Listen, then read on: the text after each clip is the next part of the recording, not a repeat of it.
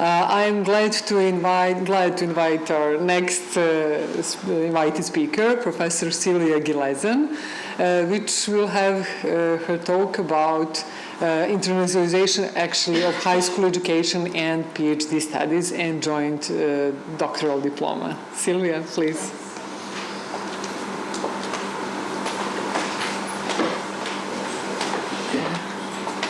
Dear colleagues, ladies and gentlemen, I would first of all like to thank Professor Flalic and Professor Maksimovic for organizing and for providing this really creative event and a good opportunity to discuss different topics which we are all interested in. So the topic would be doctoral education in nowadays universities and the transition actually from the traditional system of doctoral education that was all over Europe.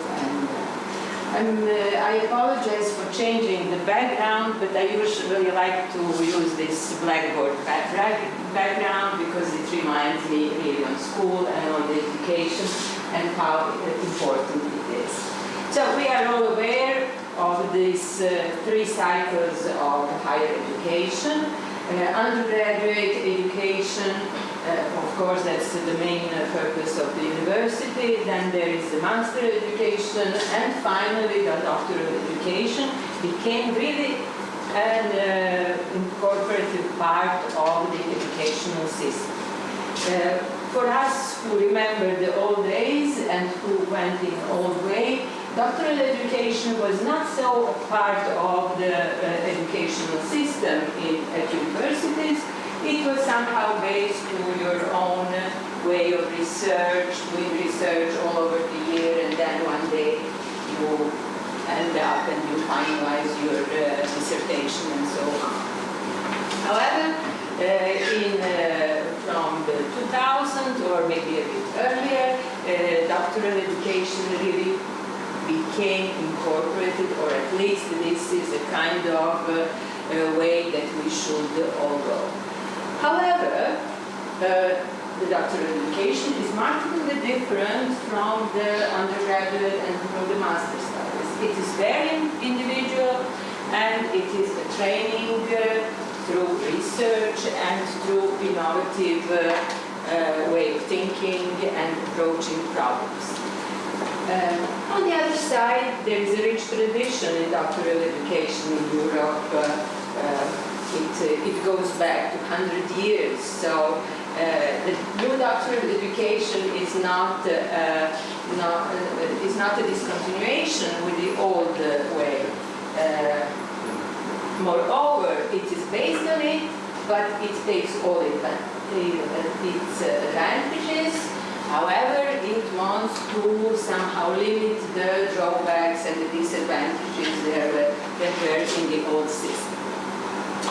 So we heard about pillars. Everybody speaks about pillars. What is the two pillars for a modern society? Higher education area and research area. These are kind of two pillars, and the doctoral education is the link between them.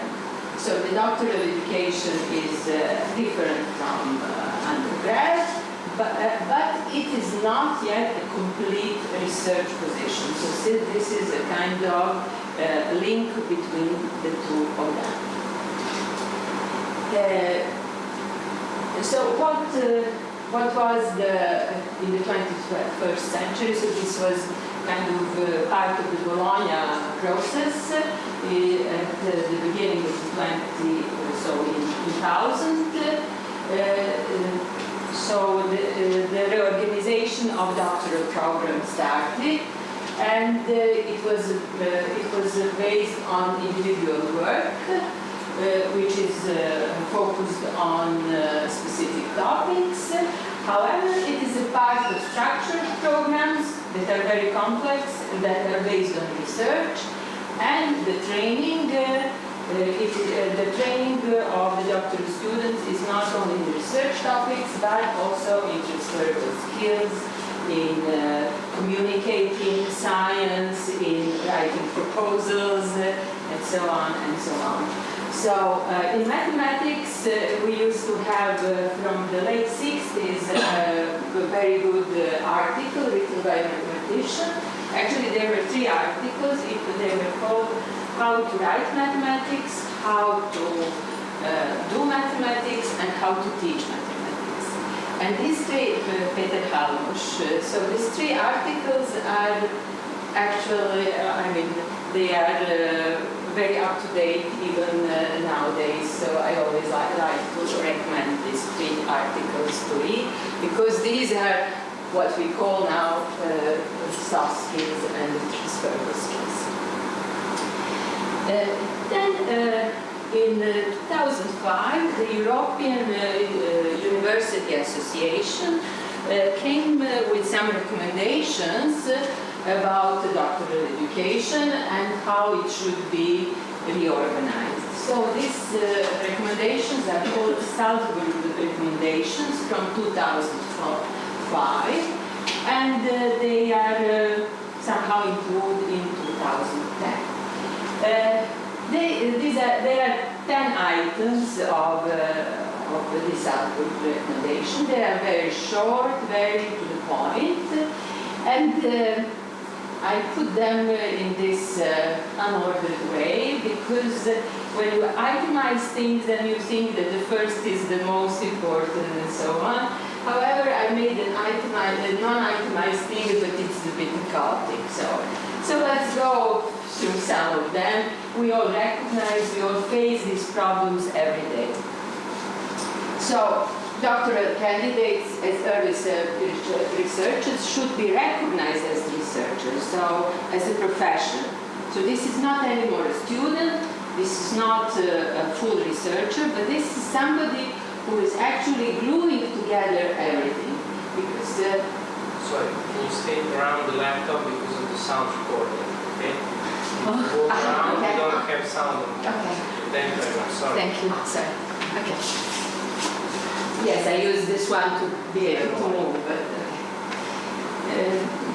so the early researchers are gluing together all the, and they are completely devoted to research, and as you know, in all our projects, when a PhD student, full-time PhD student enters, he or she needs some time to enter the project, but then he or she is completely devoted to research, which is not the case with all of us who have a lot of other duties and responsibilities. So this is kind of that we need to have a doctoral candidate as a professional. Then, okay, so this is what we said, advancement through original research, achieving a critical mass. Achieving a critical mass was really a new paradigm in doctoral education, because up to then, doctoral education was kind of elitistic, elite, and now what they wanted to do is to make it more people to get involved into doctoral education, because doctoral education is not meant anymore to be only academic and stay in academia, but even more importantly, they were meant to go to non-academic sector, which will be actually what I will bring up at the end of the talk. Then there is a rich, so the diversity of research programs have to be enriched, which is really happening, and we are evidencing a lot of new doctoral programs coming up every year. The duration is limited. So the duration is 3 to 4 years, full-time researchers. This is the problem that we all face. We usually don't have full-time PhD students. However, this is a kind of recommendation. I mean, maybe we should tend to have something like that. This is something upside down, which is due to PowerPoint. So new challenges, profession, career development and opportunities in the sense that through the mobility of PhD students, they develop different opportunities for different career.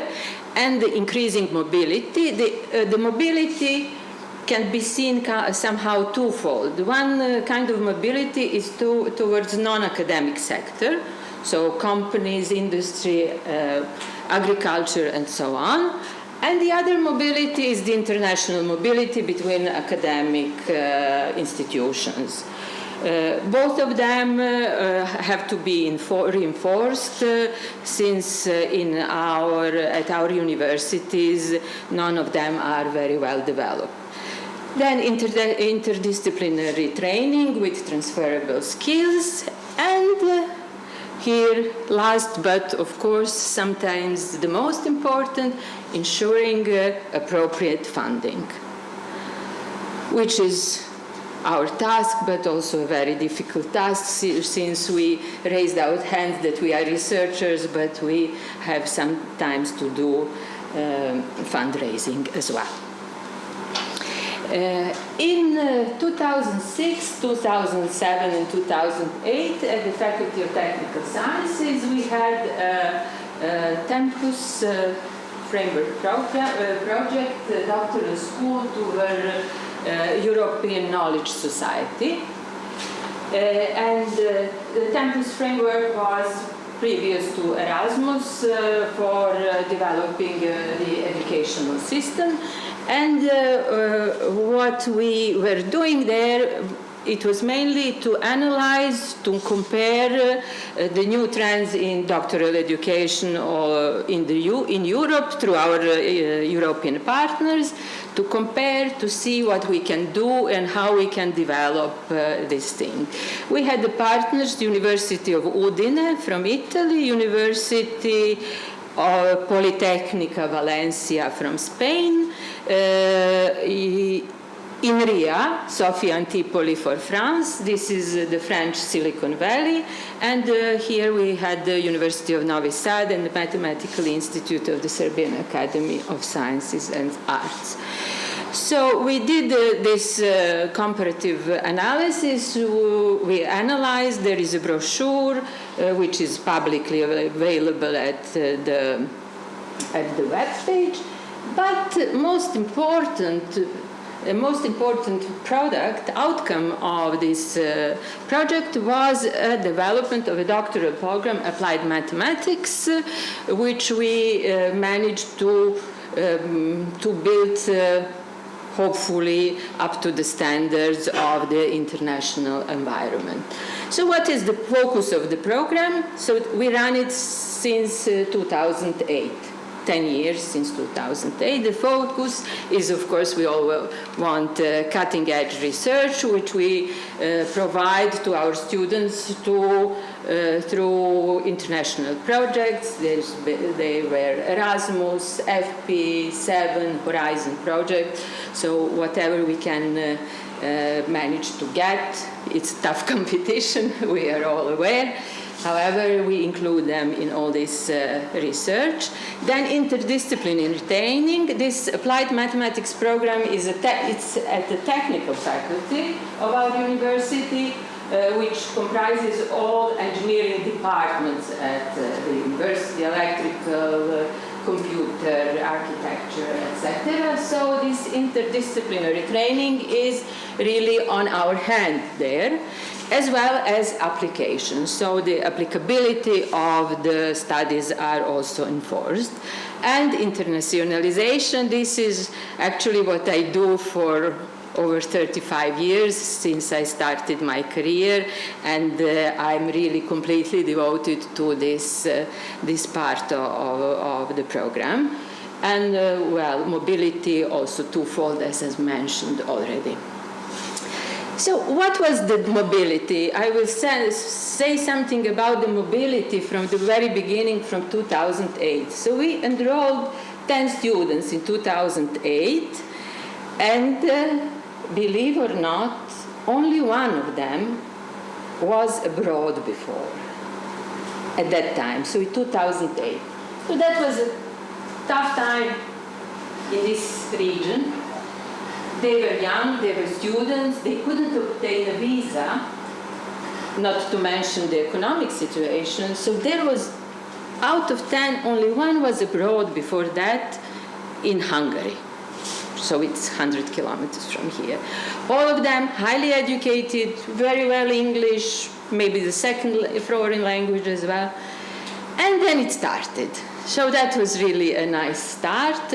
From this Tempus project, we could offer them 3 months visits to University of Udine, Nice, Valencia, and then new projects come. Now we have an Erasmus Plus mobility, so Serbia is eligible for the Erasmus Plus with the University Paris 7, with the National Technical University in Athens, and we try to move it to other circles, so now master students are also included in this kind of mobility. Also, what we enforce is international assessment, so either to have some of the jury of the commission's assessment from abroad, or to have joint supervision with some colleagues from abroad.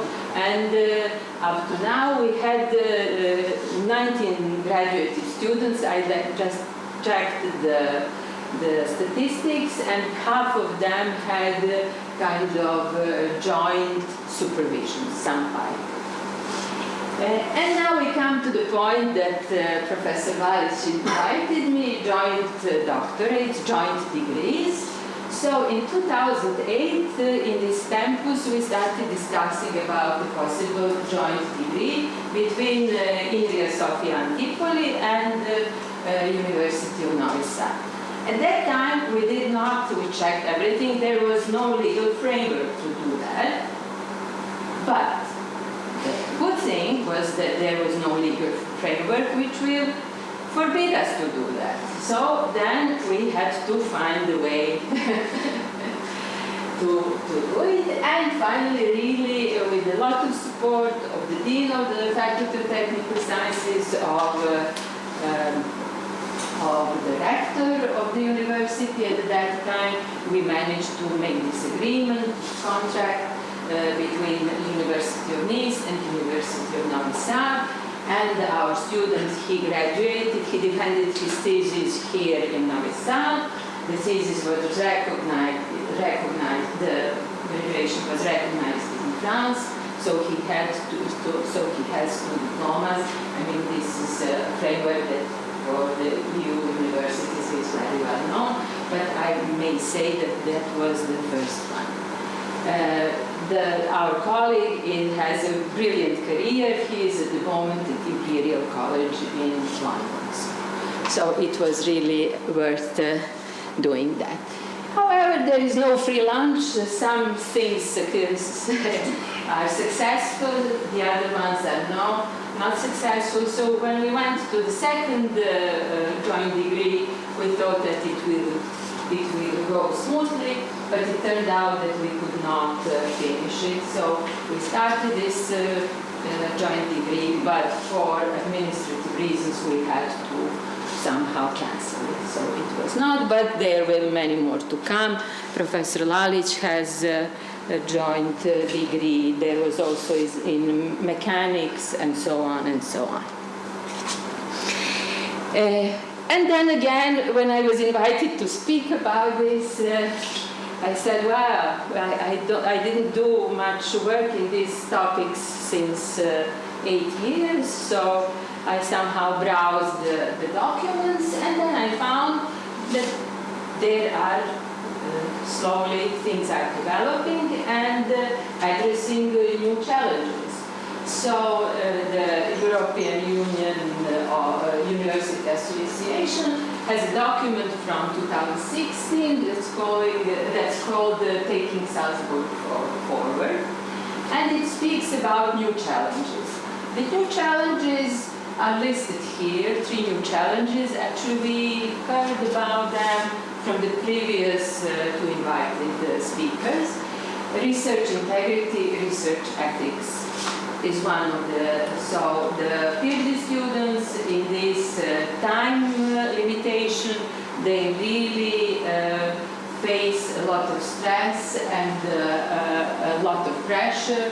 So research integrity is one of the most important challenges that the universities are facing. Research ethics, we all know about a lot of stories of plagiarism all over the world, so it's not only in some parts, but this is a very serious problem. And then in the last several years, 8 to 10 years, a new paradigm that arises. Also we heard about open science, open data. You are in the Horizon project, so all of your results have to be deposited on OpenAir or on some repository, and this is topics that it has to be addressed in a serious way, so GDPR, privacy problem, etc., etc. This is really a topic that has to somehow merge all of us involved in research. There are no, okay, so actually I will come back to that later. So, we spoke about 2 pillars, that was the story of 2005. However, these 2 pillars somehow are academic pillars, and what about society? This is also that we heard about the responsible research and innovation. Actually, the non-academic sector is the most important thing that we are all doing. We do all this progress, research, in order to solve some problems of everyday life. So, doctoral education is kind of link between all of them, because doctoral students, as we discussed previously, have to have this mobility between academia and industry and companies in order to solve some real problems. And in this way, they are somehow present in this non-academic sector. However, on the other side, this non-academic sector has really to be convinced that they need these high specialists to solve some problems, to bring new ideas, to bring innovative thinking, what they really do well in doing this research. I will just mention briefly open science, which is open data and open science, which is a new paradigm, and just tell us something what is going on here in Serbia. So basically, we did not have a strategy for a general national open science repository. But there is an open science repository in preparation on a national level. Specifically, your Faculty of Agriculture has its own, and that's probably one of the most developed in the country. Yeah, because you have very many Horizon projects, so that is the reason. Of course, there are no legal documents, and all these things have to be somehow put in some legal documents. So at the moment, there is an ongoing discussion about this national platform on open science, which will soon be finished by the Ministry of Education and Science, and it will become the part of the law for scientific and technological development. So this is on the part of open science and academia. On the other side, there is a repository of companies that the university also prepared. Because open science, what we put the papers and our articles, it's not just for us to exchange them. Actually, the most important role is to reach out the academia and to go to companies so that the companies get interested and come back to us. So in this sense, a repository of different public and private companies is also in preparation. And BeOpen is an Erasmus Plus project which is doing actually pioneering work on this open science. And all these three initiatives were from this BeOpen project, which is coordinated by the University of Novi Sad. And then we speak about future and what we are doing and what are the new challenges, open science, collaboration. And I would like to bring your attention to the outstanding, brilliant mind, Milutin Milankovic. His background is in civil engineering. He was educated at the University of Vienna. He is a mathematician, an astronomer, climatologist, and a Renaissance mind. He was a great popularizer of science. But what are his most important merits? So he had a theory of Earth's long-term climate changes. The theory that is based only on calculations. So his office was a small office in Belgrade, and he did all his calculation there. He did this climate change, so Ice Age, probably you know much more than I do. Then he calculated the average temperature on Mars. And just several years ago, recently it was really proven by measurement on Mars. So he said that he was a dreamer through time and through cosmos, through the space, and he was a good poet as well. But for our story, what is the most important is the Bergman. He designed the switch system in our capital, in Belgrade, in 1905. So the whole canalization of Belgrade, which has now 2 million inhabitants, is based on his plans and on his work. So this brilliant mind had a very, very applicative knowledge, and the thing is that the government of Belgrade actually recognized and let him do the plan is also very important for us. And that is my talk. Thank you for your attention.